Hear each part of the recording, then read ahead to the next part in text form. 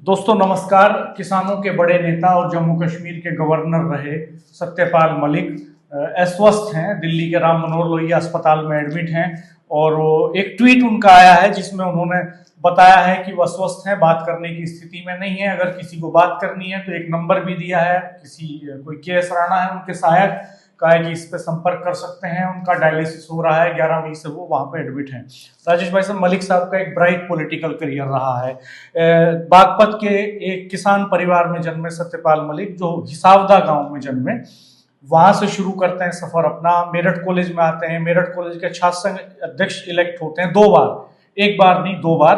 और वो समय था जब अजीत डोभाल इसी कॉलेज में पढ़ रहे थे। उस वक्त में चौधरी जगत सिंह पढ़ रहे थे, राजेंद्र शर्मा पढ़ रहे थे उस समय।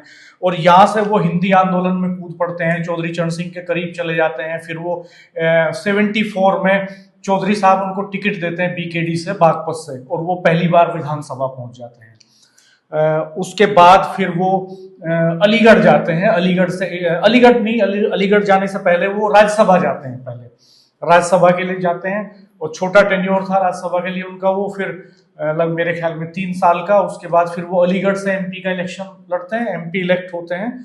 और वो फिर एमपी इलेक्ट होने के बाद फिर बाद में उन्होंने कई प्रयास किए कि वो दोबारा एमपी इलेक्ट हो जाए। चौधरी अजीत सिंह के सामने बागपत से लड़े वो भाजपा के टिकट पर, लेकिन जीत हासिल नहीं हो सकी।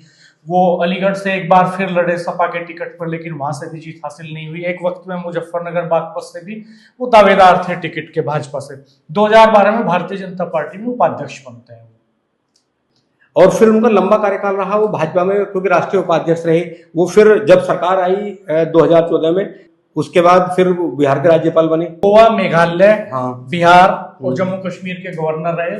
370 उन्होंने हटाई कश्मीर से, उन्हीं के टेन्योर में हटी है। तो बहुत सुर्खियों में रहे, पुलवामा को लेकर सुर्खियों में रहे, मोदी सरकार के खिलाफ बहुत सारे बयानों को लेकर के वो सुर्खियों में रहे।